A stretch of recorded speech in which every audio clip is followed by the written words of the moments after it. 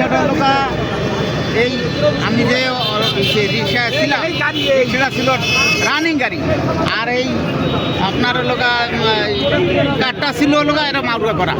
রিক্সাটায় running রিক্সাটা তখন ছিল, তখন উনি নিয়ন্ত্রণ করতে পারে না, কারণ কিছু করার নাই, উনি যাইবে কই, তখন হলে ওটার উপর দিয়ে উঠে দিতে হয়েছে, লাগবে সামনে, কারণ এইভাবে ছিল। এটা ছিল গাড়ির ড্রাইভারের, এই প্রাইভেট কারে? হ্যাঁ প্রাইভেট গাড়ি। ভাই আমার এই যে আমার রুগী কি হয়েছে আমি এখন হাতে পারবো না।